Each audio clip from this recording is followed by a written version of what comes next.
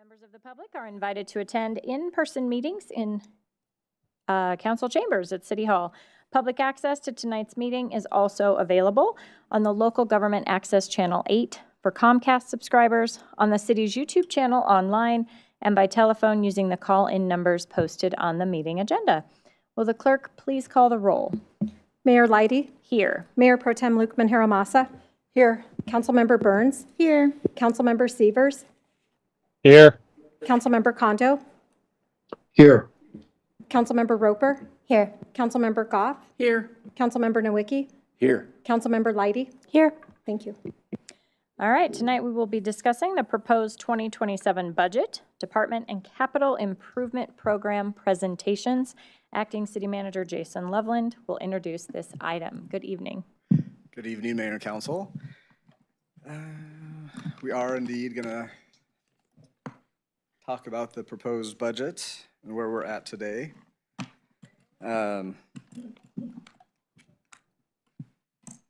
You'll get the pleasure to hear from all of the department directors at some point tonight.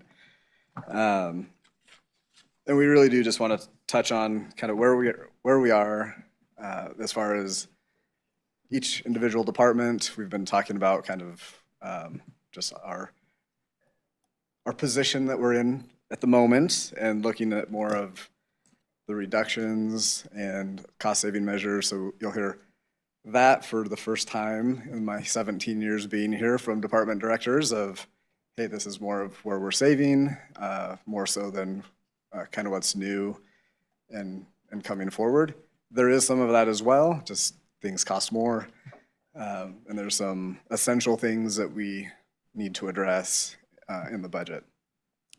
And then we'll go over the capital improvement program. We're kind of mushing a couple of meetings together versus what we've done in the past couple of years.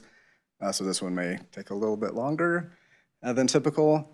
And then the proposed budget will come forward September 21st. So any modifications or discussion that we have tonight or additional information that comes to us as far as revenue forecasting or just errors or omissions, in what we're presenting tonight, we'll make those corrections and get those cleaned up by September 21st.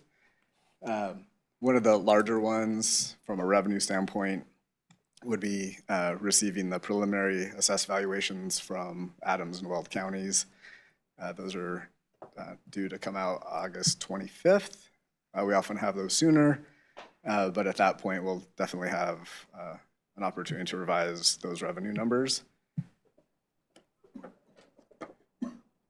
On July 20th, I presented a slide similar to this. We've made some adjustments and modifications to the numbers. You can see this is general fund specific with the balanced budget at $39.9 million. I won't go over the pie chart or whatnot. But here for numbers purposes, you'll see a reduction in 2027's budget on the personnel side of 3.1%. That's due to the positions that are vacant and have been frozen over the past 18 months or so. Some increases throughout, but overall, the budget from 26 to 27 is going to be the same. Compensation, did want to point that out as well. Here's the plan for compensation for folks that are on a non-step pay plan. So civilians, others in the police department that are sworn, but not on a step plan, 3% market, 2% merit in 2027. And then the step pay plan for those sworn officers and sergeants, 3% market at the start of the year, and then at their anniversary date, 7% or 6%, which is included in the step plan. This is just a repeat of a slide that was provided in July of here are the vacancies that are going to remain frozen for 2027. I won't read you the list, but that is the list of vacancies that will be frozen. So that total is about 16, just under 17 FTE. And this is general fund specific. We're not making any reductions or freezes in any of their funds. So now to get into things that you didn't see July 20th. We have summary pages for all of the different departments where we'll discuss kind of what's going on with increases, reductions, and whatnot. On each of the slides, there's an FTE slide that shows kind of the history. We'll see that since 2024 through 2027, what's being proposed is flat as far as FTE count. And you may ask, well, hey, you have frozen positions, why aren't you going to reduce the FTE count? For now, my thought is we're going to leave the FTE count and just not budget for those positions so that if and when opportunity comes forward, we can fill those positions through a budget amendment, but not necessarily seek council direction or approval to add that position back in to the budget. There may be some positions that we do by September 21st determine that it's okay to remove that position, but we're leaving that to have some flexibility as we navigate through the rest of this year and then 2027 if we determine that a position that's currently frozen needs to be elevated and filled. So that is why you'll see kind of a status quo across and not see any dips in the FTE count that's going to come forward. The package requests, there's a paper copy on the dais for you, just because toggling between slides and kind of that detail will be a bit of a challenge, so we provided that to you. And on the package request, there's a number that precedes what the name of the request is or what the overall big picture is. That refers to the detail sheet that's on the dais. So if you need a reference point, we obviously couldn't fill in all of that information on slides, or we would have a 100-slide show for you, and we didn't want to do that. And then also on the right-hand side of the slides, there'll be the proposed amount in each spending category. So does all of that make sense? Big picture. This is rolling back to a couple of years ago presentations that we used to do. We kind of mashed 24, 25, 26 into 27. And so hopefully most of you are familiar with the concept and the idea of what we had presented previously. So I will start off and go through a few of the department budgets. And then I'll turn it over to the team to talk about theirs. I'll start off with the legislative budget. So this is generally City Council's budget. And I'll focus on that bottom left. There's package requests, items 1 and 2. The lobbyist cost increase. During this past year, there was an increase in fees proposed by the lobbyist, which I know that we're in a transition at the moment, but there is a need to increase those fees by about $10,000 based off of the proposal that was coming forth last year. And then United States Conference of Mayors, that had never been budgeted, actually. There had been space being absorbed through the budget for those types of things.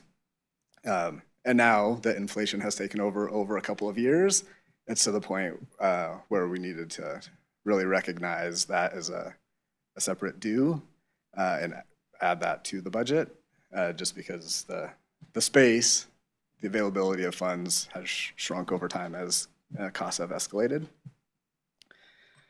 And then over on the right-hand side, cost reductions. So this is something on board and commission funding overall. Reductions on DICE, CCPP, and then the Youth Commission travel. Total about $23,000. So these aren't complete cuts of those boards' budgets. They're reduced by half. So that is being brought forward as a cost-saving measure from they're budgeted for under the legislative budget, So that is what that is referring to over on that right-hand side. Any questions on the legislative budget? I was wondering if you wanted to stop each time just to double check for questions. probably I don't makes see any sense. hands up. Does council have any questions? No, we're good. Okay.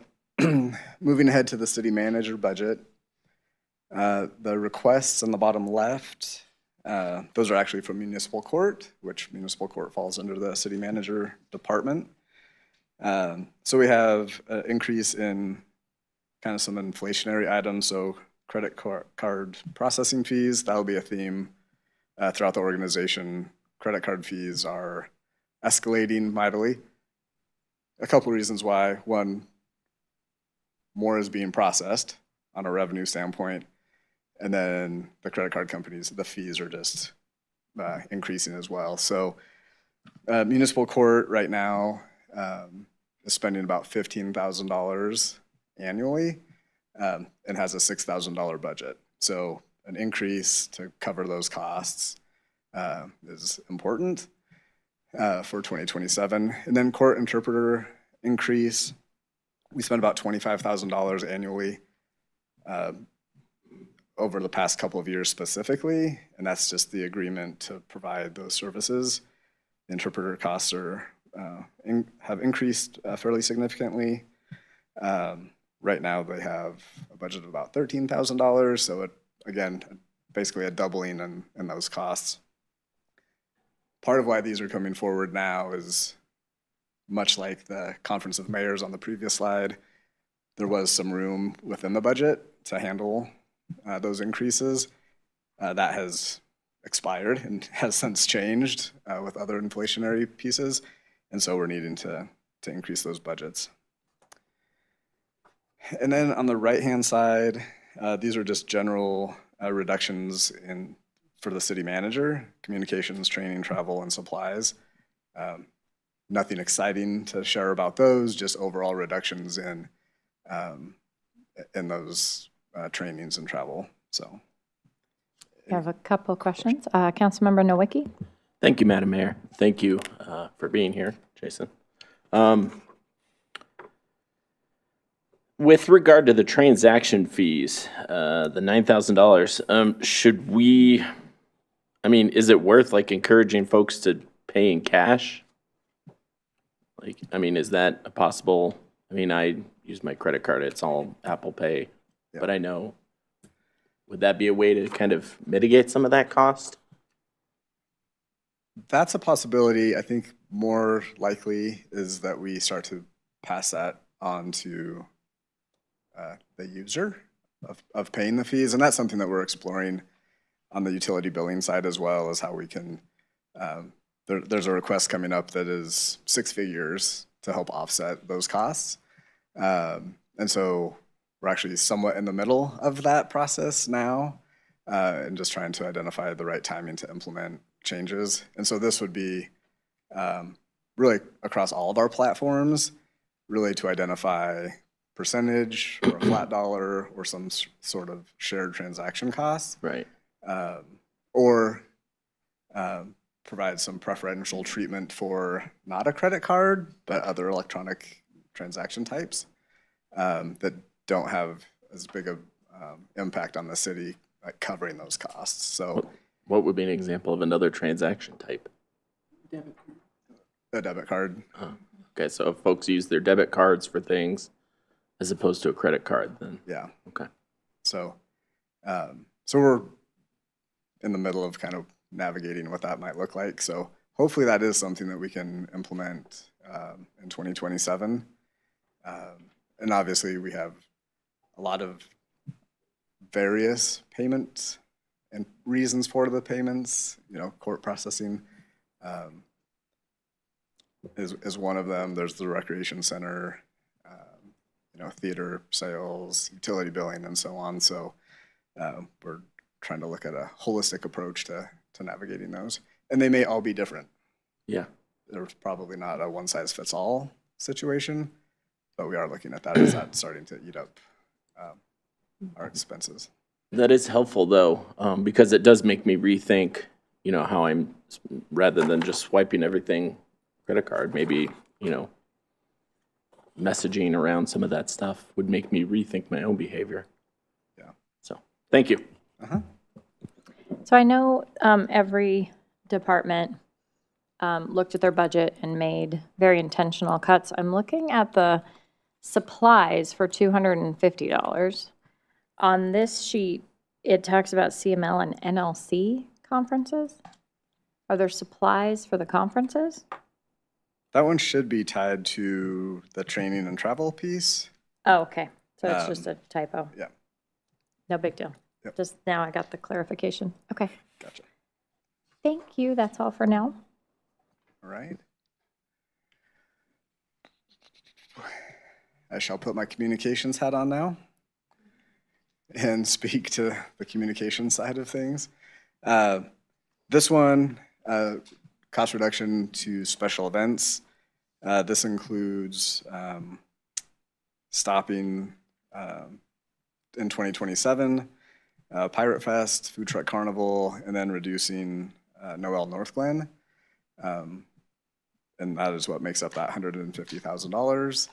We're really looking at, again, the essential versus non-essential, trying to continue to provide the events for the community that we're able to under tight budget times. And so this is a tighten your belt type of situation where we're really looking at the bigger framework of who the audience is and how we can best achieve, providing these opportunities with the limited resources that we have. So that is all that I have on the communication side. Any questions on this section, council? Okay, just looking at our online friends. I see you. Okay. Thanks. We're good. Okay. And then because I'm up here, I'm going to skip ahead to the other two that I'll do, and then Okay. we'll go back to economic development and the city clerk. HR hat now. Okay. So a handful of things on the reduction side. Supplies, that doesn't really tell a good tale of what those supplies are. This is really some of our employee engagement activities that the city has done for a while. So this is things to the Joy Committee and Northglenn Next and the Wellness Committee. Not completely eliminating the budgets for those, but reducing them a fair amount to keep engagement opportunities for employees, but also recognizing that there's other priorities for the city that doesn't entail fully funding those for 2027. The Spark Hire software, that's a online interactive interview system. So we're going to fully eliminate that process as far as screening applicants and just focus on in-person or some other method and eliminate that tool. And then training, that's just a department-wide initiative in human resources just to reduce the amount of training available to the HR staff for 2027. Any questions on the HR reductions? Councilmember Nowicki? Thank you, Madam Mayor. Just a question, the way it's worded, reduce joy, wellness. Maybe, I get, yeah, okay. That just from a comms perspective. Gotcha. Maybe it's a Freudian slip. It could be. Could be. Thank you. Joy Committee. Yeah, I know. Councilmember Kondo? Thank you, Madam Mayor. Acting City Manager, well, I'm just curious, so the Spark Hire software, does that preclude us from using Spark Hire in total? And how does that have a bearing, say, for example, on our chief executive search? Are we intending on using Spark Hire's services for that? We're not intending to use that for future recruiting purposes. Okay, thank you.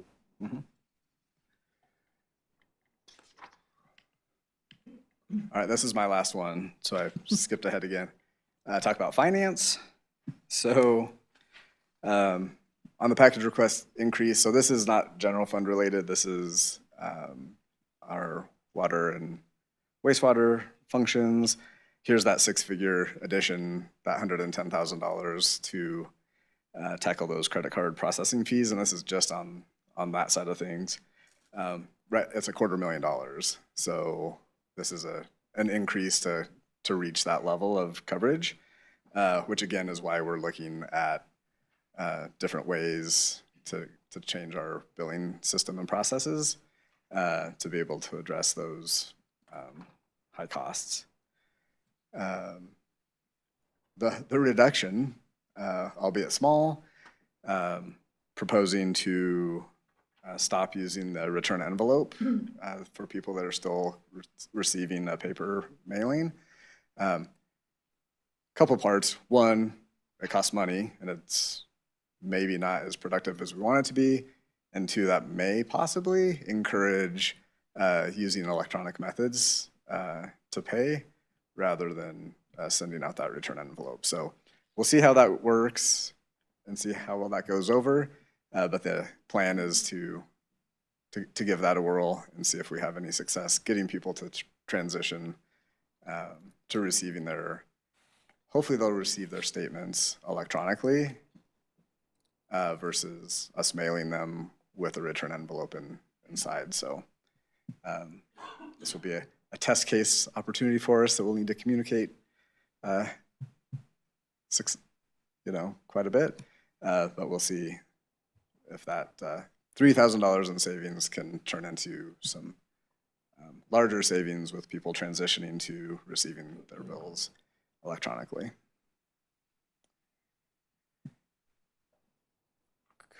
Any questions on finance? Yes, Councilmember Nowicki? Thank you, Madam Mayor. So with that, do we know how that'll impact maybe some of our older residents in the community that maybe rely on paper and kind of do things a little bit old school? Definitely exploring that and realize that this won't cover everything for everybody.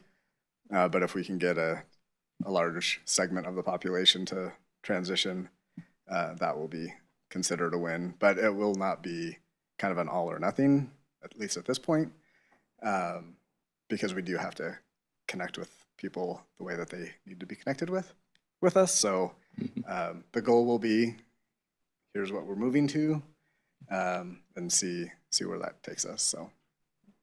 Okay. And the thing being, if they need to pay, like if I needed to pay and I didn't have, access to the internet for the moment, or I didn't have information, could I literally call the city and just pay by phone? Yes. Okay. Is it automated or does somebody answer? Somebody answers. That's Northglenn service right there. Thank you. Yep. Councilmember Burns? Thank you, Madam Mayor. Thank you for this. I just wanted to triple clarify for everyone listening and paying attention that the credit card fee increases are controlled by banks and processing fees and not us. Just to make sure that that's an increase from third parties and we have no control over that kind of stuff. Yeah, thank you for clarifying that. You're welcome. That's a large number but I mean, I guess it's nice that everyone's paying online with their cards, auto pay. All right. That's it. All right, time to hear from somebody else. I will turn this over. Thank you for the questions. Good evening, Mayor. Good evening, City Council. Economic Development's budget for next year includes one item. We have an increase for our subscription to the Placer online database. As you know, we often report attendance through the Placer tool, and it's used by multiple departments. That particular contract has an annual 5% fee increase. So that's reflected, actually, the last 2 years are reflected in that amount for this year. Last year's increase, we just absorbed into the economic development budget, but chose this year to articulate that amount. Beyond that, we are recommending 4 cost reductions, primarily in advertising, travel, professional services, and training. Relatively minor amounts, but we're hoping this is a short-term situation. We want to make sure that we can continue to train and learn more as we move forward. I will say that we're specific to not impact our business retention work. So our events that we put on for the business community, we specifically wanted to make sure that we continue doing those as fully as we possibly can. So with that, I will answer any questions. I don't see any questions. No questions for me? All right, well then I will pass it on to the planning and development team. I think it might be city clerk.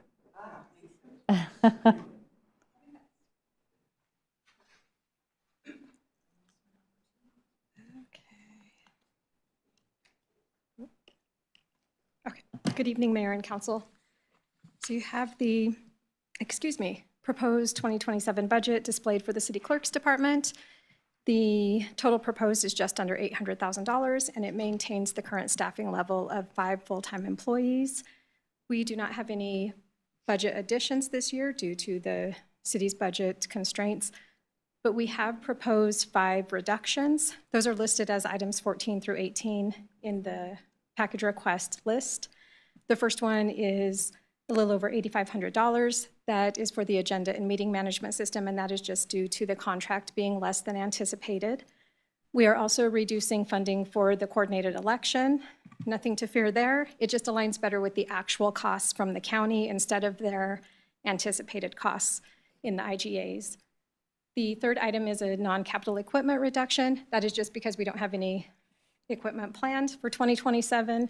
Same with technology supplies. That would have been to replace a laptop. That's not essential for us. And then a $1,000 reduction in training. It still leaves plenty of funding for the 5 full-time employees. So I am happy to answer any questions. Okay. No questions. Thank you. Thank you.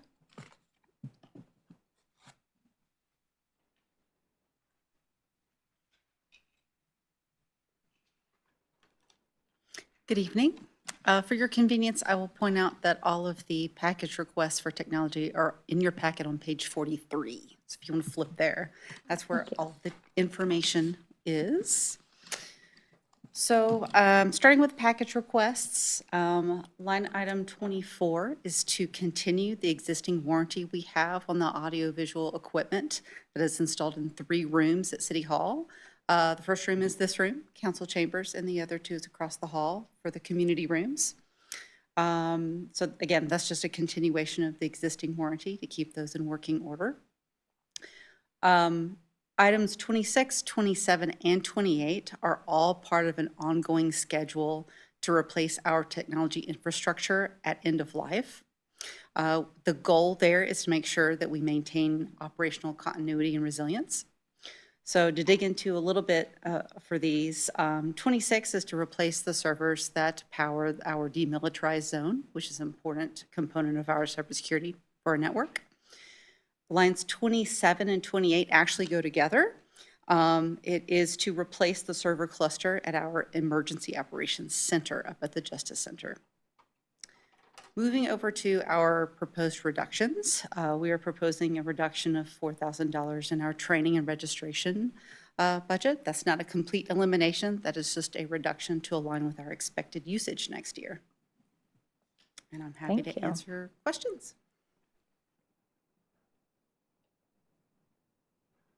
Councilmember Nowicki. Thank you, Madam Mayor. Thank you for being here. Real quick, just for kind of residents who might be paying attention, what is kind of a server lifespan?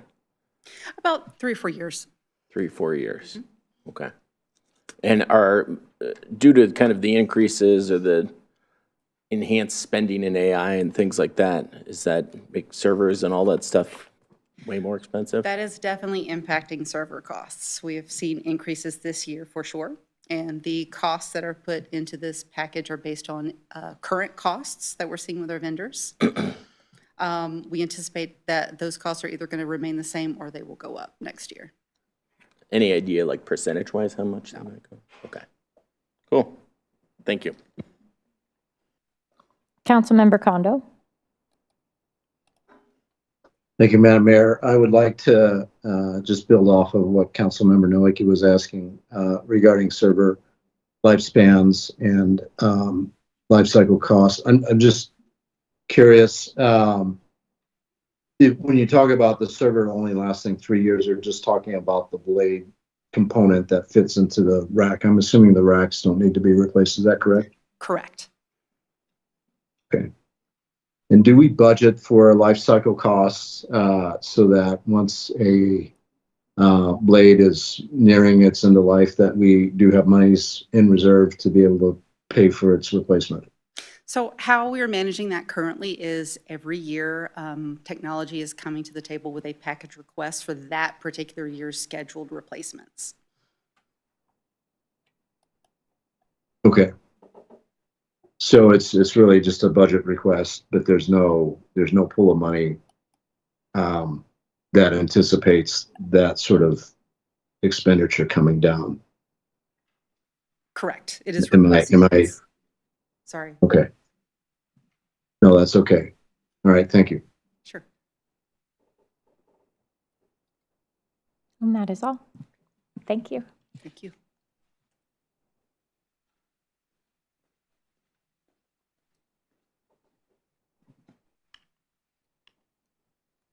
Good evening, Mayor, Council. I'm here to present on our budget package reduction request, I guess, tonight.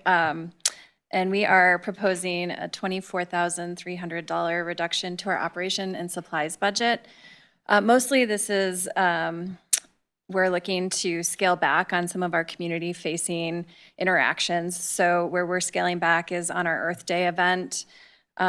We're scaling back on the Speedway event, as well as tabling at neighborhood nights. We do have funding budgeted for our Live Well and sustainability programming, which has been pretty flexible in working with the committee and also to implement our sustainability goals. It's in the past funded things like the bike rodeos with the schools, the breast cancer awareness walk, bike to work day, and cleanup days, and we are looking to reduce that budget as well. So we won't be eliminating everything, but looking how to really use those resources wisely. And then we are putting a pause on a couple things that we haven't launched yet. That includes the community and business grant program that we were going to encourage sustainability actions with our community.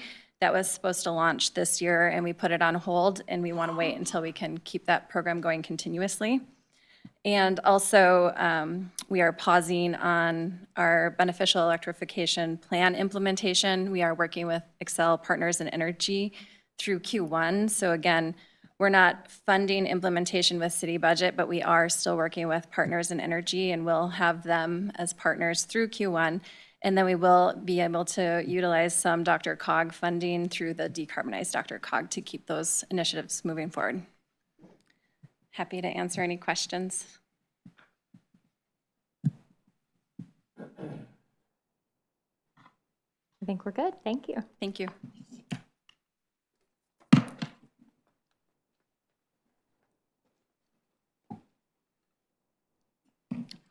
Good evening, Mayor and Council. Amanda Peterson, Director of Parks, Recreation, and Culture. I'll start with our package requests for 2027. As you've seen in several other slides, we also have an increase to our credit card fees in the amount of $10,000 as we can, and those are just a portion of a percentage of the charges that are made. So as we see an increase in fees or an increase in the use of those services, we have a correlating increase in the credit card fees. That is an ongoing request.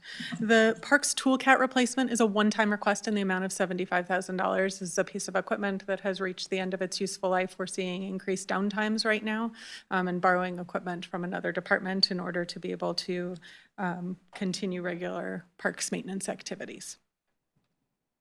We have cardio. I'm going to skip to the next slide because they continue here. We also have our cardio equipment replacement. That is an ongoing expense. We're approaching this as a program similar to how we do our pedal boat replacement. So rather than replacing all of our equipment every 12 to 15 years and having that downtime near end of useful life, this rotates through that equipment, replacing 2 or 3 pieces each year on an ongoing schedule. Our selectorized or the weight equipment also has a similar approach. So we're seeking $18,000 in an ongoing expense to replace that on a regular schedule. For both of those pieces, both of those series of equipment, some of those pieces came from the old rec center, senior center, and theater. We moved that over, so that wasn't equipment that was purchased new with the opening of the facility. And then the last item on the additions is the Parks Ventrac attachments. These are attachments for an existing Ventrac mower that allow us to use that piece of equipment year-round. So they're able to put a snowplow on it and able to put a cab on it and utilize that equipment even in the winter months. We have outfitted one of our Ventracs with that and would like to be able to do that to a second. Allows us to plow and access some of our smaller trails a little easier than we can with our large truck-mounted plows. On the cost reduction side, we have identified training in the amount of $2,500 in arts and culture. This is a reduction of a single conference, so there is still training available for our staff, and they will focus on virtual resources and other ways to fill that gap. We also have the goat grazing in the amount of $27,000. This is done at Oscar Arnold Nature Area. We would replace that with staff maintenance activities, still aligning with our open space management plan and utilizing as a natural practice in that space. We have fertilizer in the amount of $3,000. This would be a reduction of 1 time a year fertilizing, so from twice a year to once a year in some of our lower priority areas. So we would not reduce fertilizer in like sports field, high use park spaces, but some of those lower priority turf areas, reducing that to a single time per year. This is something we would hope to gain back at some point in the future. And then recreation operating supplies, it's $2,000 that we've identified that were under expended dollars in past budgets. So this is not a specific reduction, but just looking at what we're spending on average year over year and noting that we can reduce that amount by $2,000. We have recreation subscriptions for When to Work and our pedal boat wait list. We can transition the When to Work, which is our scheduling software, to our new NeoGov software. So we're training staff to be able to use that system, which is great to be able to integrate and use a single system and not have to divide our scheduling over multiple systems. And then pedal boat, we really are only using that wait list a few times a year, so we'll transition that back to a paper form, which is very manageable. Daytime films, this is our silent film series. The most expensive part of that film series is really the live music that accompanies. This is a reduction in that daytime film series from 4 to 6 events a year down to 2. So we'll still be able to continue that, but at a lesser interval. Our senior center training is at a $900 reduction. Again, this is a partial reduction in staff training. We'll still allow for some attendance at in-person training and conference, but looking to fill that gap with other virtual training or more local training options. And then the last one is our park ranger programs with a reduction of one of our park ranger positions, and that being a vacant position that's currently frozen. We'll see a correlated reduction in programming, still continuing to do programming just at a lesser level and with fewer supplies. And with that, I'd be happy to answer any questions that you may have. I'm going to let you add something. Sure, yeah. So wanted to take a second. One thing that's not listed on this slide as far as cost reductions, we did council determined to not continue funding the Fusion swim team. So that should be a cost reduction of about $100,000 when you net the expense to the revenue. So that will be something that we identify and get added to the future presentation in September. But I did wanted to mention that since that had been a discussion topic previously. So would that then reduce the FTE as well? That would, yes. Okay, thank you. Mayor Pro Tem? Thank you, Madam Mayor. Thank you, Director Peterson. I just have a question about the parks goat grazing program elimination.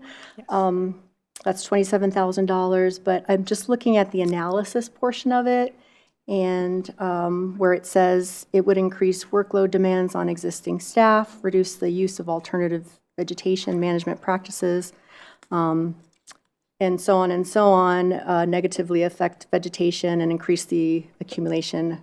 Overall, that doesn't seem like great news, so I'm just wondering if you could speak a little bit more about how that's going to be mitigated, because it seems like it has a substantial impact. So it is the way thank you. It is the way we manage our other open spaces. So it is not an unusual practice for us to have those be staffed managed. And we do that with Fox Run open space as well as the Crook Reservoir open space. We would love to be able to continue with the goats, but it is a fairly significant expense. So when we look at staff time and a space that has relatively low mowing practices, there's going to be an increase in the time staff is spending at Oscar Arnold Nature Area in order to do those seasonal mowings. But we feel like we can balance that through the course of the year with the remainder of the mowing schedule. But it does transition it back to how we were managing that prior to the implementation of the goats.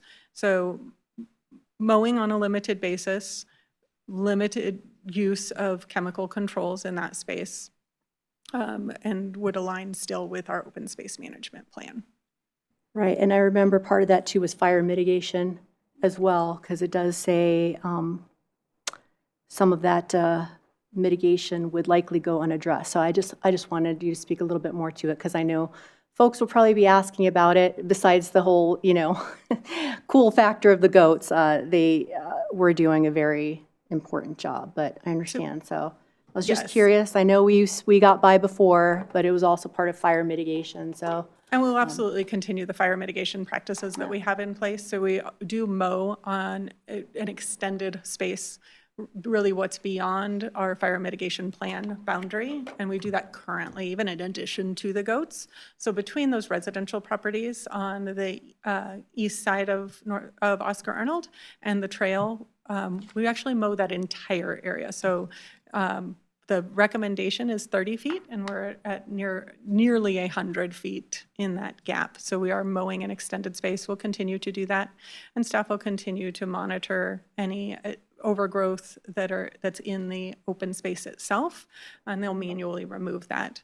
We do hope we'll see continued benefits and had anticipated continued benefits from the goat grazing that shouldn't be undone a year in. We should see a ongoing impact from the work that the goats have done. That's great, thank you. Just so I have some talking points, because I can think of a handful of residents that will be asking about it, so thank you.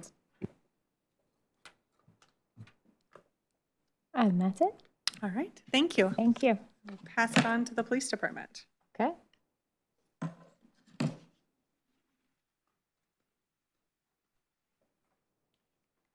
Mayor, council, good evening. The police budget is funded out of the general fund. This year's proposed budget is $16,389,886. Some of our package requests that you can see, as you guys, psychological services for our officers. So that's $35,000. I do want to let you know that we really want to enhance that as much as we can. So we have put in for more grants.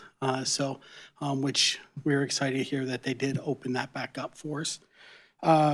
Cellbrite, what this system is, it gives us where we can download phones, helps us tremendously in our investigations. So that's another thing that is super beneficial. Matter of fact, over this last weekend, some of the evidence and everything else that we're getting that homicide cases, we'll use that technology. The records terminal guard, this is one of the areas where, and you'll talk about being more efficient, being more effective. With the reductions in our records unit, we'd like to increase our terminal guard, which is with the county, which they will cover us 24/7 on the weekends. So that's why we see that increase. Our Brazos ticketing system, this is another thing that Currently, this is the only thing that we can use. That price has gone up, so, that's where we're using that. Then on the Adams County Animal Shelter IGA, which you guys saw that presentation earlier, and this is that increase that they had come through. Before I go to the second page, I'll just go over to the cost reduction. Training software, bulletproof vest, and reduction of 1,700, which is about one vest, right? But we ended up able to replace, and also got, the bulletproof vest grant as well this year. So we're thinking we don't need that extra vest. External training, that reduction, this is a lot of, again, trying to get a lot of research done with our officers and trainers. So we're going to, really limit that external training. The cool thing is, with the new building up there, we can host training where we get some of those trainings free. So we're going to try to, do more internal training and bring out instructors to that. Police Academy registration, as we're cutting $50,000 out of that. For one, we're not doing overhires, but because of the overhires, we're in a really good position, with our staffing currently, right? So we're hoping that trend continues, as you guys saw in some of the stuff where, we're going down in how many officers we lose. So hopefully that continues where we don't need that many academy spots. TriTech RMS.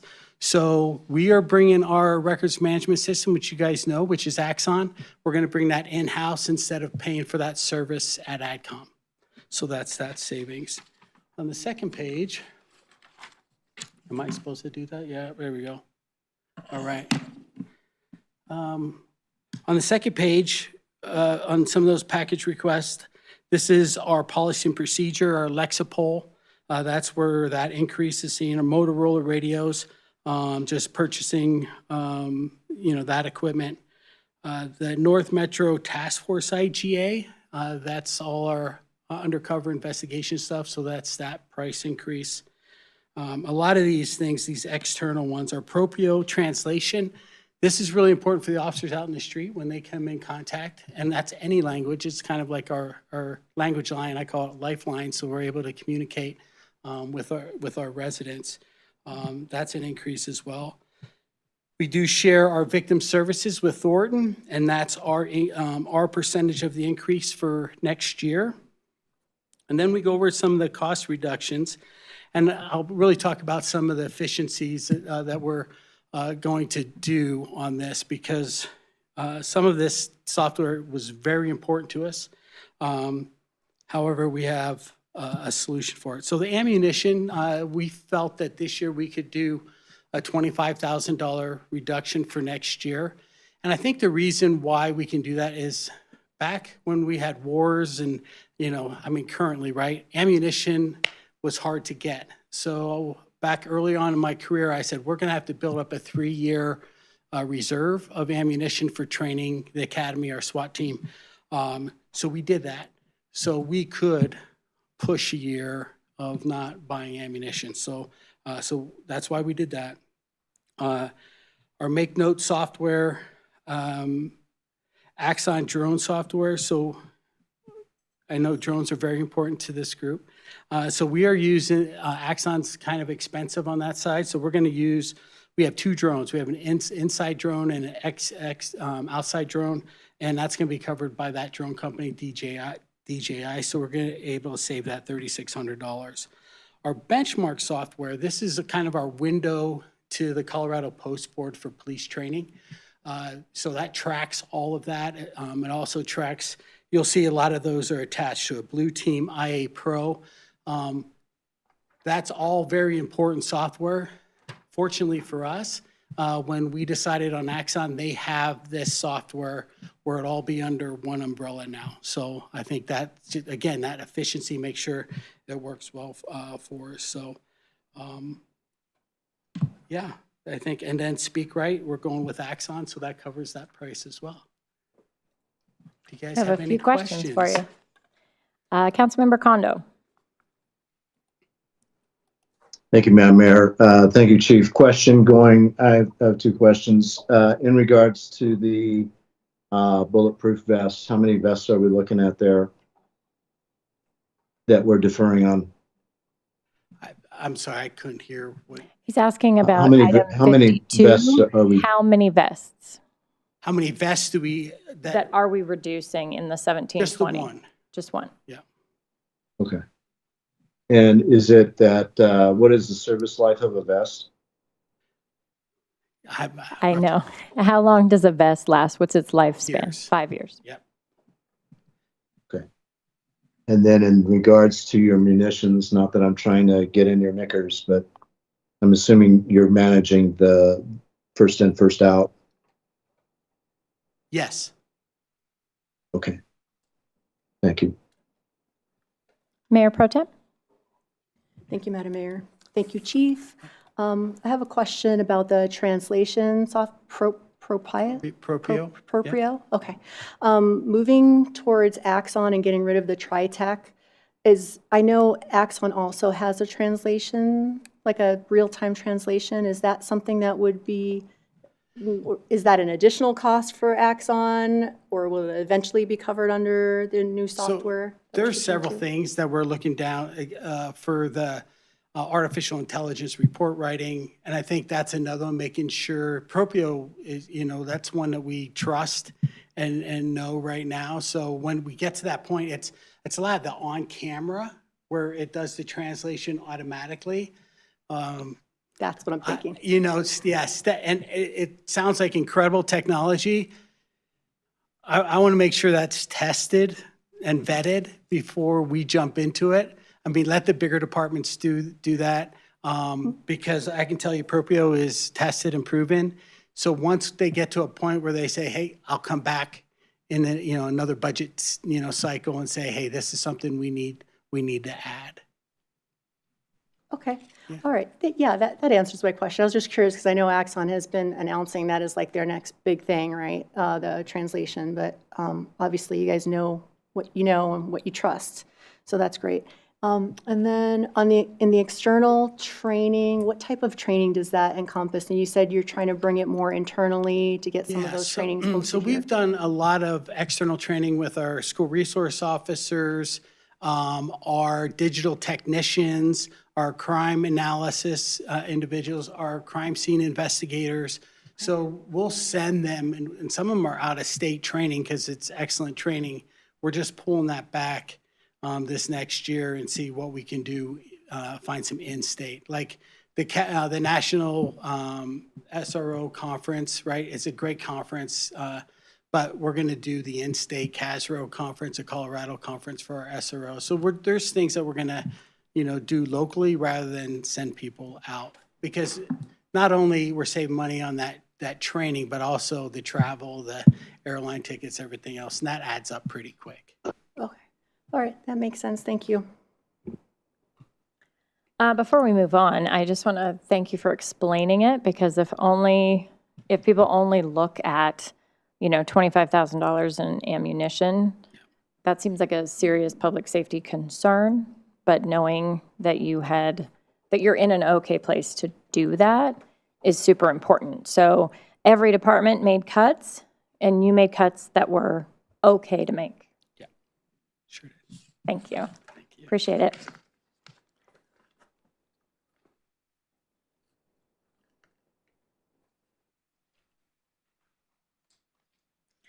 Mayor and Council. So I have a bit of a list here, so if it's okay with you, I might break it up into a couple of chunks, if that's okay. So I'll go through our reductions first, and then I'll do our general fund requests, and then I'll do our enterprise requests, if that works.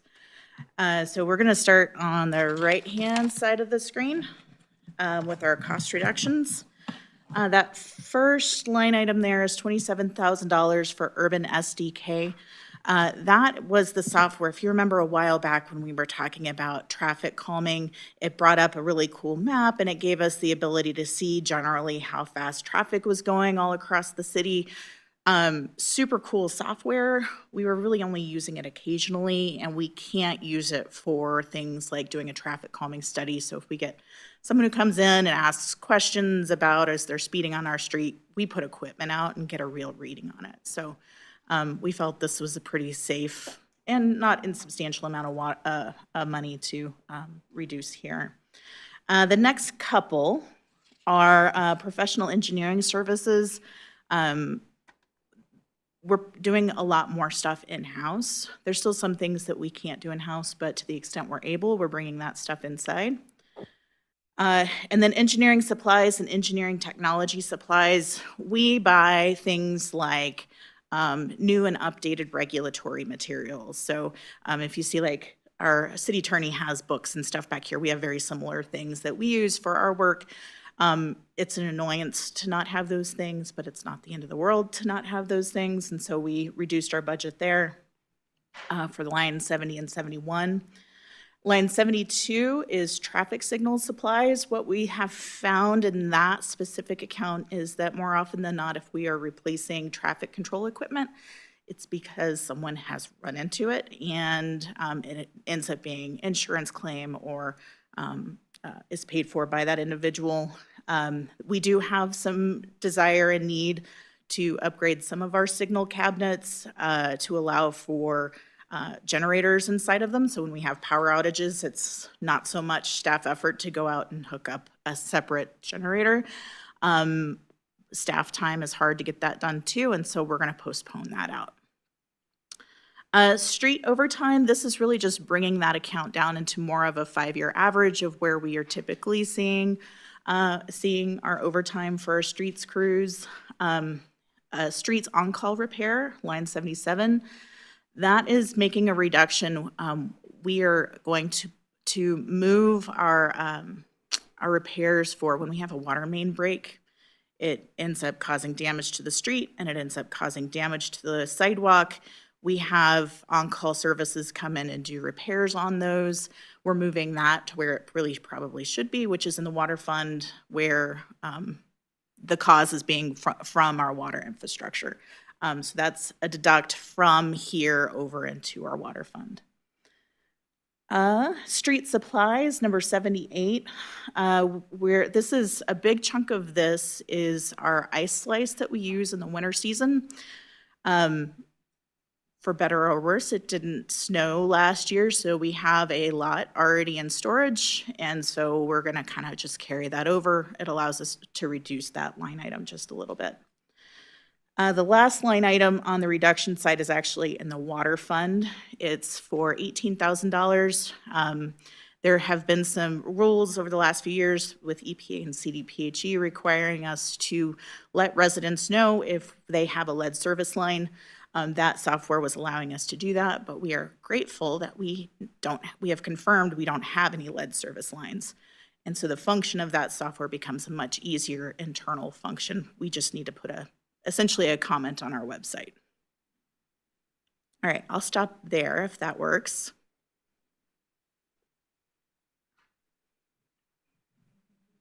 All right. Yep, I think you can keep going. All right, so now we'll do package requests for the general fund. By and large, these requests are related to things just costing more. So you'll see facilities maintenance increase of $27,000, pumps and HVAC systems and those sorts of things cost more in general, and so this is really just a cost escalation. Line item 74, and on the next page, 75, same with our fleet vehicles. Tires are a lot more expensive. Batteries, fuel gets paid elsewhere, but the oils that we use within our vehicles are just costing more.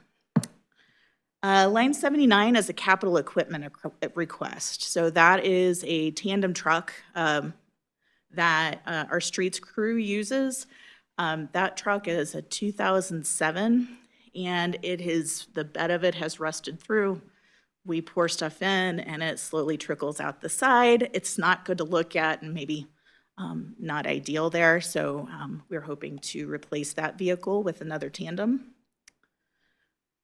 And that is the end of the general fund requests, if anyone has questions there. I do not see any. Okay. So the next three items are from our sanitation fund. The first one is sanitation property services. That's the landfill. It's costs more to bring stuff to the landfill. 81 and 82 are both capital equipment requests. So we're in need of some new roll-offs. These are the roll-offs that we customers can get for a few days from us. We go deliver the roll-off and then carry it away. Those are showing their age, so we're hoping to replace 5 of those. And then 82 is our annual sanitation truck purchase and replacement. So unit 164-21, we're hoping to get replaced next year. The next item is our only stormwater request. It's $47,000, and that's to purchase camera equipment.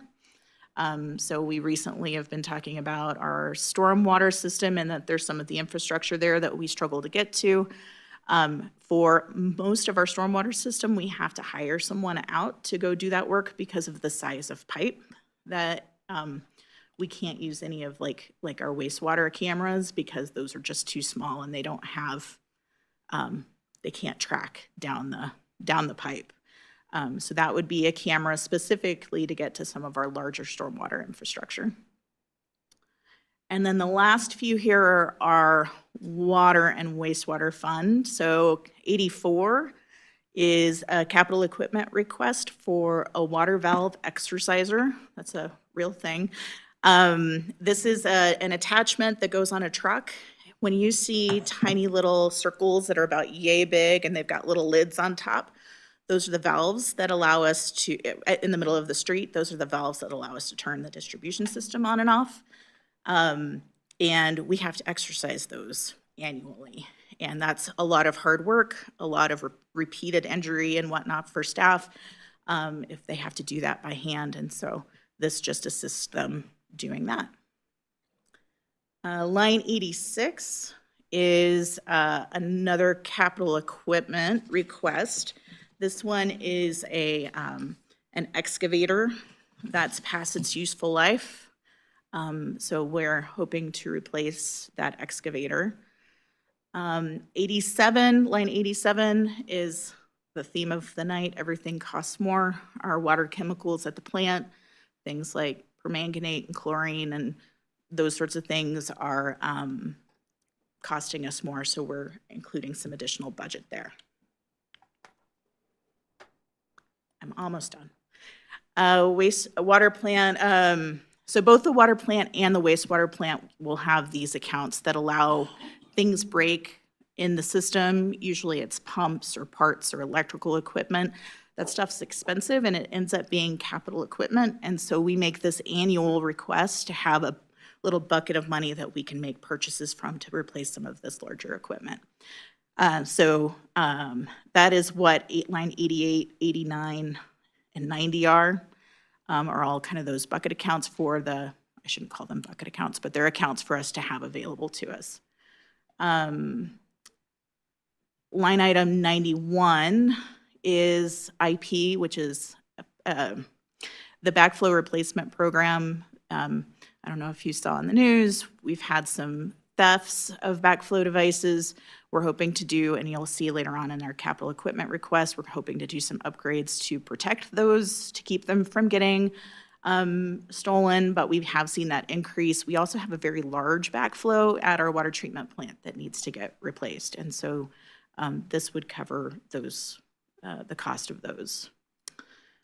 Then on to wastewater side of the world, our SCADA upgrade. So SCADA is this computer system that runs our plant.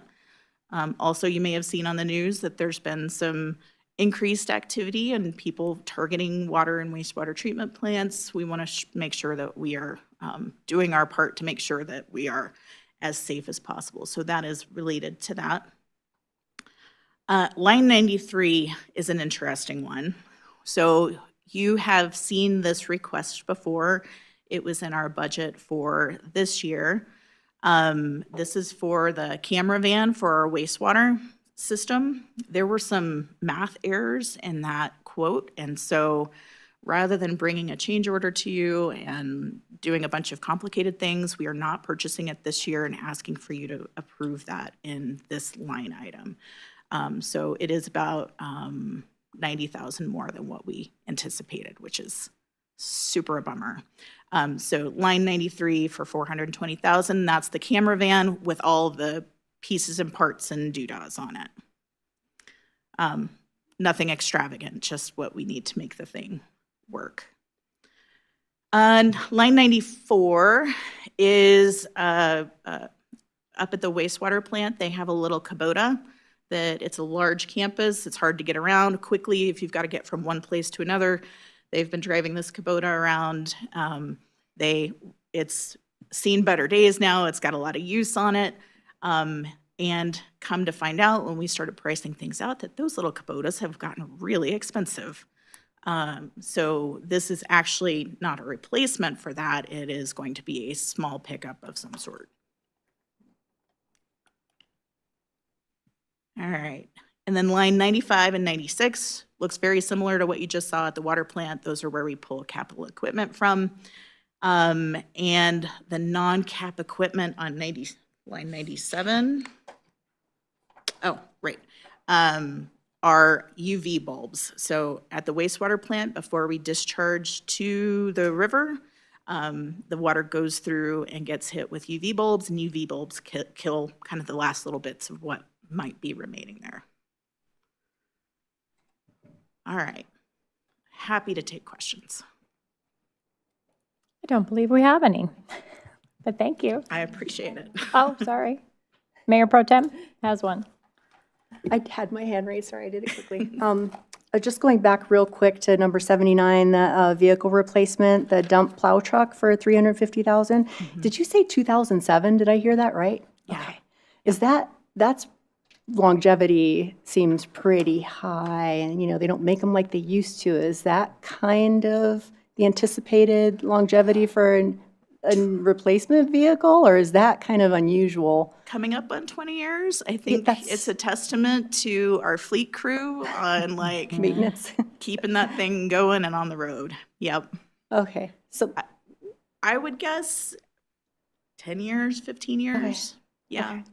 Yeah, we try to get, because they are so expensive, we try to get every last bit of life out of them as we can. okay, I just wasn't sure if I actually wrote that, because that's almost 20 years old. I thought that was incredible. Okay, all right, thank you. Thank you. Thank you. Before we move to the second thing, I have a question for you. So you can come on up. You said at the start, I want to go back to, the slide that has, here we go. It's like slide 8 that has the 16.76 positions. What I liked about the slides that you're scrolling back through is the bar graph that shows how FTE has stayed fairly consistent for the last 4 years, right? So can you run that by me again, how those 16.76 were not pulled out of those bar graphs and why? Oh, sure. So right now we're considering them frozen positions, not eliminated positions. Okay. And therefore we're keeping them in the overall FTE count.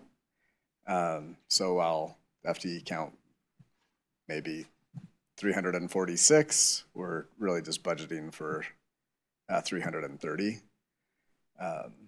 Is the plan at the moment is to keep those available. If we do pull those out, it's just one more administrative step to come to council to say, hey, can we add back the sales tax manager, for instance? Okay. So that's the process there. But they are removed from They are removed from the budget. The budget, yes. They are not budgeted for in 2027. Okay. Are they, because they weren't pulled out of the department budgets, though? That is a true story. That, yes, and they are, but they did not show on those On the those slides. Okay. So, I just wanted to make sure I was following. yeah.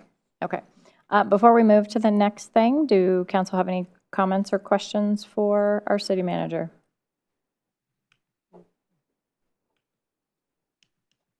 Okay, thanks. Awesome.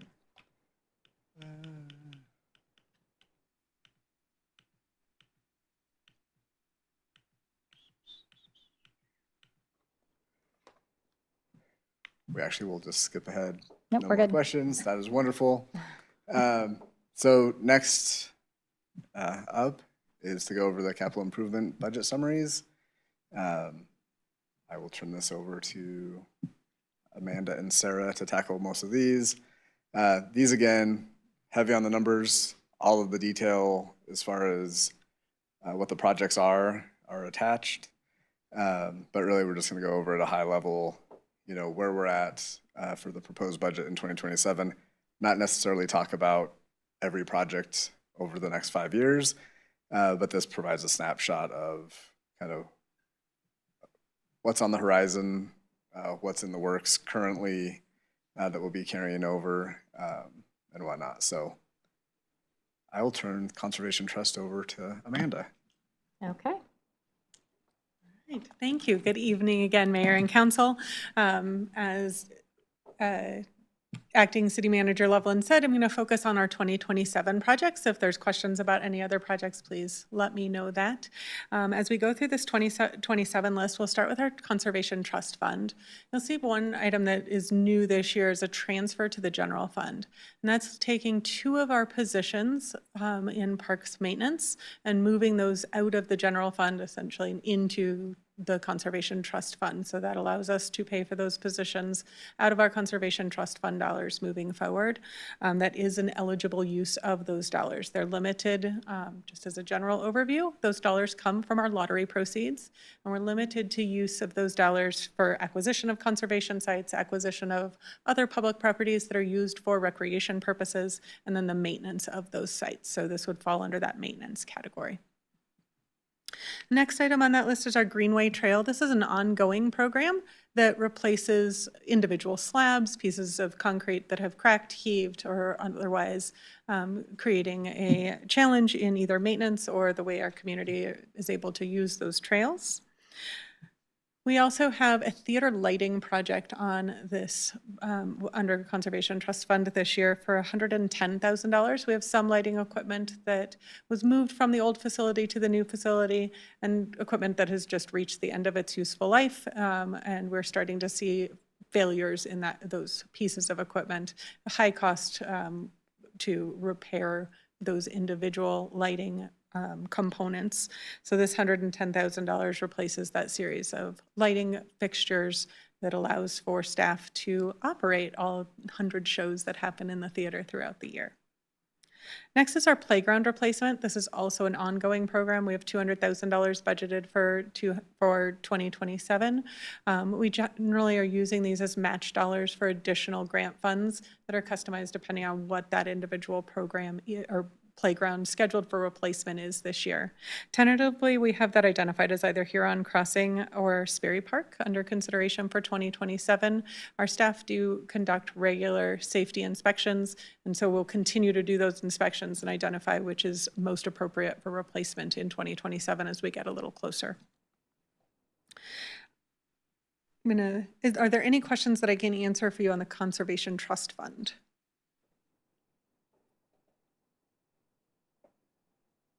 I don't see any questions. All right. Moving to CDBG, we had some conversation earlier this year around use of CDBG funds and have identified Odellberry Park as a use of those funds for 2027.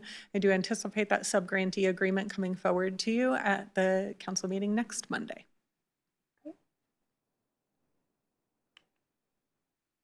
As I'm going to kind of go through this and these first couple slides on capital projects and move to the one that has our projects listed. For the capital projects fund, we have a combination of dollars being used in this fund. The majority of our projects are funded through Adams County open space dollars, with the exception being our citywide fence maintenance, which is a general fund project. So citywide fence maintenance, continuing to replace individual segments of citywide fence as they reach the end of their useful life. We have $400,000 budgeted for 2027.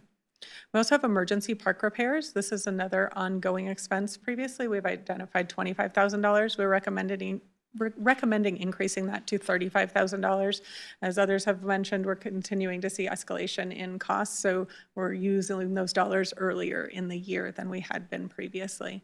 These are dollars that are spent when we have an unanticipated expense come up. So it's something that can't be covered under insurance due to vandalism or an accident, but that we need to replace, and helps us avoid doing a complete playground replacement or leaving a piece of playground equipment out of use for an extended period of time. We also have Northwest Open Space Phases 2 and 3 identified at $500,000. We understand this is not enough to do that project. Again, anticipate seeking grant funds and utilizing that as matching dollars.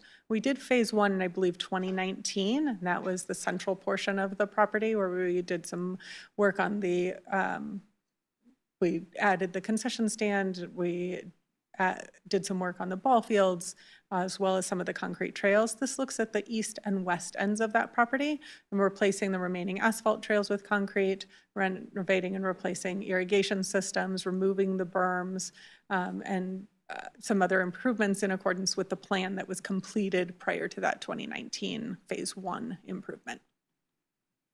And then the last one I have on this list for you is Odell Berry Park. Again, this is that continuation of funding. Our total for that project, including CDBG, as well as all of the other grant funds, is $6 million.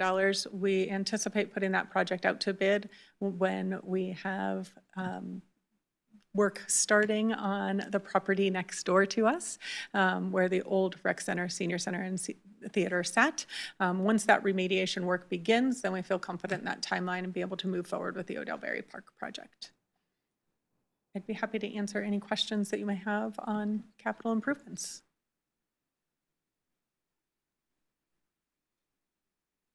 I think we're good. Thank you. All right, I will turn it over to Director Borgers then. Okay.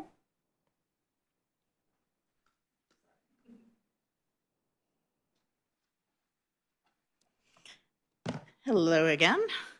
All right. So starting with Capital Projects Fund, and continuation of what Director Peterson was discussing was the stuff that is the stuff that Public Works will be working on. So starting at the top for the 2027, we have a series of kind of annual projects that we do. So this includes residential street improvements, traffic signal replacement. Council, you recently saw the engineering contract for work for 117th and Washington and 100th and Huron to get that work done. So this is going to kind of cumulatively help us get to the point where we can start construction on that next year. We also have the concrete program where we go and we fix little pieces of concrete across the city. And the concrete program also tends to include things. We partner with parks and all of the grant funding that they bring in to help with greenway trails and that stuff will tend to get all packaged together as one project. School zone safety, that's one where we've been coordinating and will continue to coordinate with the school district to make sure that the work that we're doing is supporting their long-term goals for various schools and make sure that we're providing appropriate safety for our local schools. Parking lot repairs, sort of a never-ending task. We have a lot of asphalt that we have to maintain, and so this is just a regular annual part of money to do asphalt repairs in parking lots. And then we have our temporary traffic calming. We've accumulated a little bit of money here. We haven't spent a ton out of this account, so we're gonna lower. We had been sitting at $200,000 a year. We're gonna drop that to $100,000. We do also have a number of projects that we're evaluating to move forward with, including a couple of ped crossings I know most recently there's been discussion about a ped crossing at Marketplace between the senior housing and Marketplace to make that a safer crossing there. And so we've got a few ideas of good projects that we can do that we would bring forward to you when those are identified. Moving a few down, we've got $100,000 over the next 2 years for bridge rail replacement. So these are really along the Farmers High Line where pedestrian railing is not in good condition. We were able to do 2 of those. The third has some complications in engineering design with it and also is going to cost us a bit more than anticipated. So these just help us accumulate dollars in order to be able to get that project completed. Going down to the very bottom, M&O campus repairs, you'll see the same line item mirrored in our water fund budget. We're going to split that between general fund and water fund. Since M&O campus does support both operations, it's in need of some love. We have had also some security concerns with some break-ins and that sort of thing. So a lot of what we're working on this year is perhaps a little bit different than what we anticipated programming. We've diverted a lot of those funds for security upgrades to get us started with these improvements. All right. So moving on to the water fund. So the first few things there, because they're enterprise funds, the lines include a lot more stuff with operating budget and some other things. So we'll get down into, I apologize, I meant to bring my ruler. It gets a little hard to read. All right. So we're going to move down to our water line rehabilitation. So we have annually $100,000 going into this account in order to allow us to do various improvements to the water distribution lines under the ground. We have accumulated a little bit of money there, and that's in hopes of doing a larger capital project. So this $100,000 for 2027 will help us in that way. The next line item is the Stanley Lake pipeline. So we share the pipeline with the city of Thornton, and this is our proportionate share of the operation and maintenance of that pipeline. So then we've got the chemical building. So the chemical building is one that we just finished construction on. We did some upgrades. I know there were a couple of council members that got the opportunity to see that. And as a part of that project, we identified with the fire department that there are some fire suppression needs that that facility has. And so we want to make sure that we're circling back around and completing that, those fire suppression, that project. So that's what those dollars are. And then we'll go down to the $3.5 million or so of automated filter backwash. This is to do improvements in our filter system. The filters are essentially kind of a version of coal and sand, and we put water in, they filter out the stuff, and then once every so often we backwash, and that is where we run the water backwards and clean out all the stuff that it's caught. We've got a fairly antiquated version of that, and so this would do some upgrades to that system. Then we've got $250,000 for water treatment facility rehabilitation. This is kind of miscellaneous projects that need to happen at the water treatment facility. And if I'm not mistaken, there's a similar one that we'll see with the wastewater treatment plant. Going down to $475,000 is the next one down. That's the mirror of the M&O campus improvements. And then we have a line item for cathodic protection for our low zone tanks. These are the tanks that sit next to the Justice Center. There is equipment that prevents them from getting corroded by the soils and whatnot, and that system needs some work. Then we have $180,000 that is for the security project to protect our backflow devices across the city. That's a project that we've been working closely on with our parks crews. They've been super awesome partners in kind of developing this. So that's what money is for. And then the last one in the water fund, 250,000. There is a pipeline that goes underneath for the big circular basin on the site that tends to get stuff into it, and it is not sized correctly, and so we want to go in and appropriately size that pipe so that we don't get quite so much backups in there. All right, I will stop there if that works for everyone. I've got a few more. Does anybody have any questions? No? Okay. Cool. No, we're good. All right. I took out my page and now I've lost my place here. All right, moving on to the wastewater fund.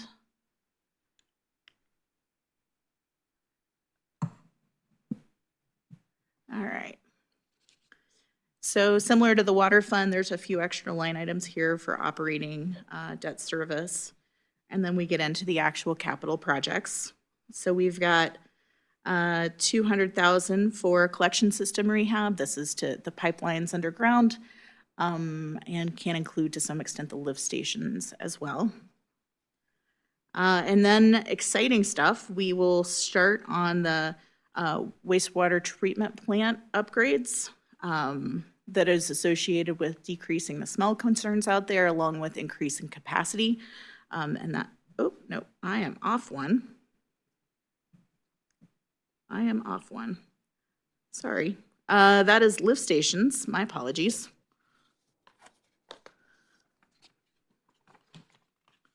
Let me get back on track here. I'm not giving bad information. All right, so lift station replacements. So this is to do construction for, this one will probably be lift station F, which is right down the street here, to do some major upgrades to that. This was related to the engineering contract that you recently saw to do a better evaluation of that lift station. All right, this is making more sense. And then wastewater treatment plant rehab, 250,000. This is similar to the one in the water fund for the water plant where there's need to fix some kind of miscellaneous capital projects there. And then the big one, the primary clarifiers and digesters. This is the big one that we've been talking about for the last few years. There will be some level of working with finance to determine funding for that, because that may be a little bit different funding than normal. And so that's going to be the start of that project. We are hoping to bring you here, it will probably be early 2027, an RFP for engineering services. And so we're excited to get that one rolling, but that one's going to be a big lift. And then last one, collection system analysis. This is to look at our collection system. These are the pipes in the ground. We are probably going to be pairing that one with our big project and doing one project to make sure everything is sized correctly and in kind of a big picture, everything works together. All right. I messed that up a little bit. I hope I didn't cause any confusion. If you have questions, please let me know. Mayor Pro Tem? Thank you, Madam Mayor. Thank you, Director Borgers, for all of this information on increasing capacity for the, is it the wastewater treatment facility? Okay. And I saw somewhere like Carl's Farm, but does that extend beyond increasing capacity beyond just Carl's Farm? Because that was the only thing I saw mentioned. So, because we're looking at development here, for example, potentially. Yeah. There's been talk of other development, and we've talked about capacity ad nauseum. So I'm just curious. So that's going to be a big part of what we ultimately decide to build, and part of what the engineering project's going to help us determine is there's cost to building things bigger. And so a little bit of a cost balance there of what can we support from a financial perspective, but also, I mean, certainly growth and development is critical for the city as well. And so balancing those two things. What I will also say is it's as much about risk as it is about capacity. So we have limits on how much the state allows us to treat. We see that can fluctuate with time, and so our amount of buffer that we've got changes with time as well.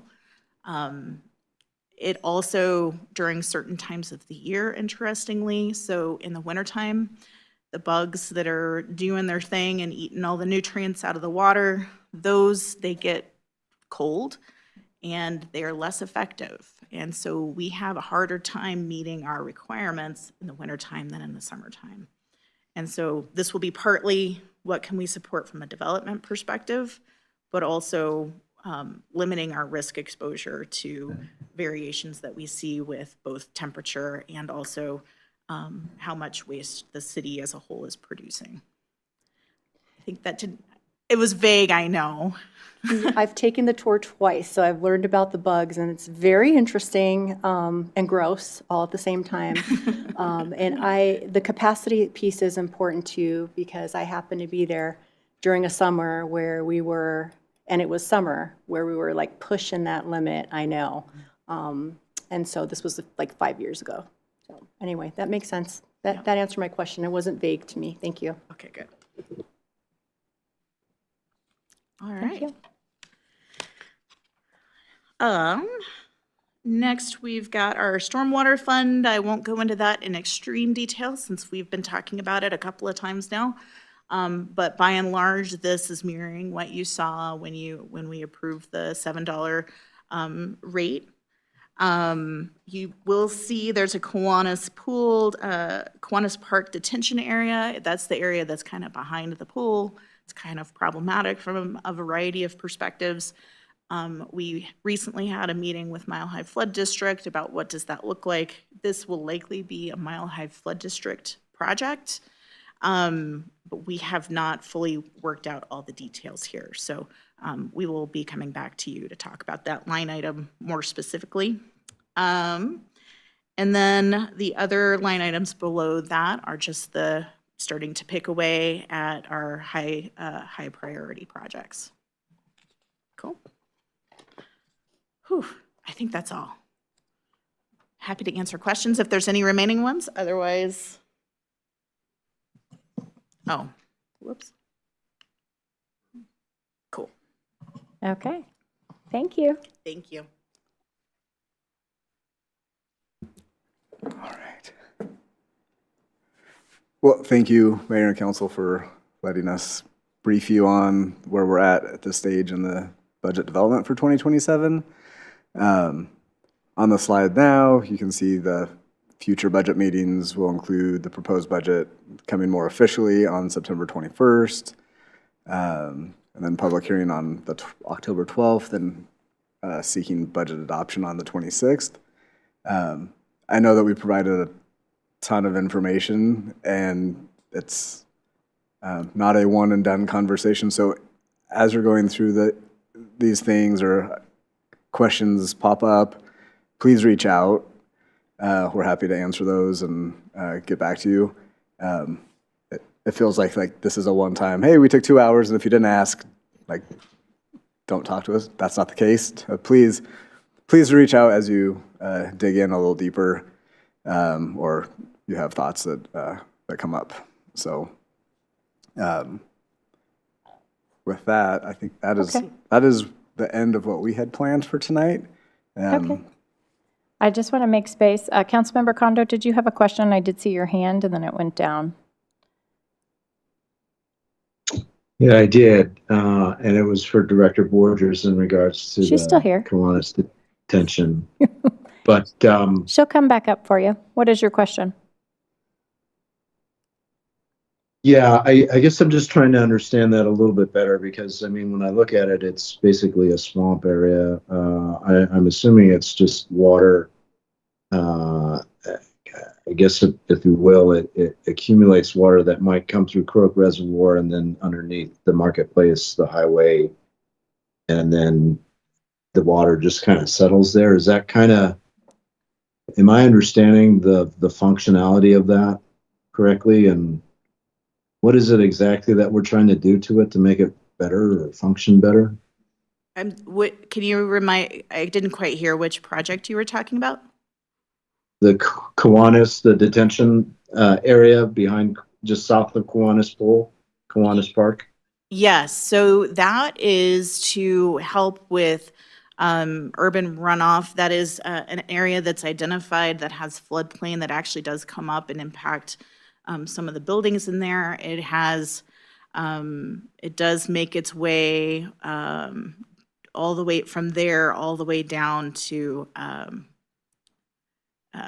where Grange Hall Creek meets up with a different branch.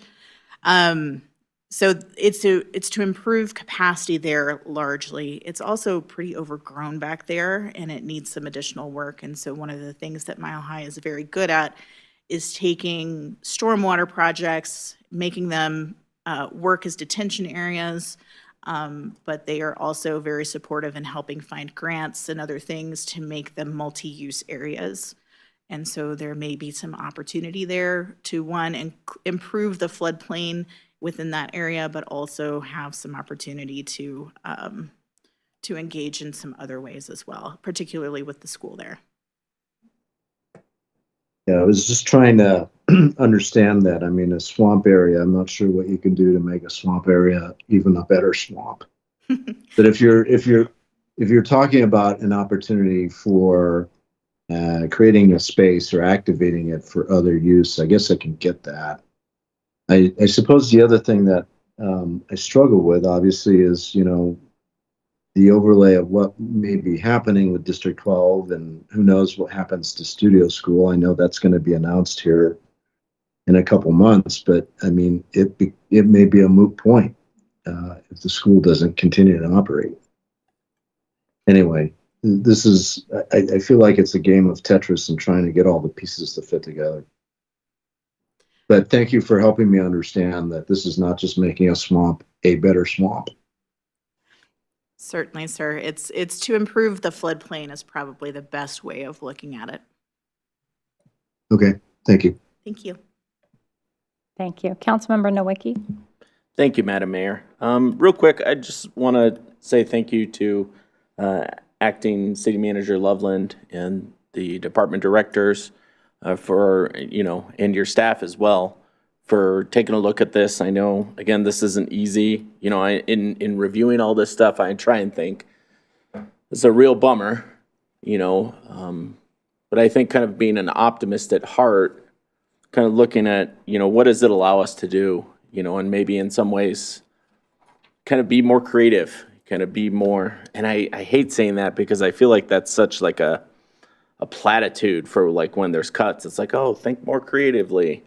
But I do think it, you know, it allows us to kind of refocus some clarity and kind of creativity with things. I think it's opportunity to lean on junior staff members who may have ideas about efficiencies. You know, as I was thinking, you know, with the goat thing going away, maybe we could do like a sickle rental or something for kids. I don't know, something along those lines. They're kind of neat. That sounds like a nightmare. All right, tough crowd. All right, but really, I just want to say thank you for this. You know, I see you. I know the mayor's mentioned that a few times, but I appreciate the work that went into this and the diligence. Thank you. Does anybody else have any questions or comments for staff?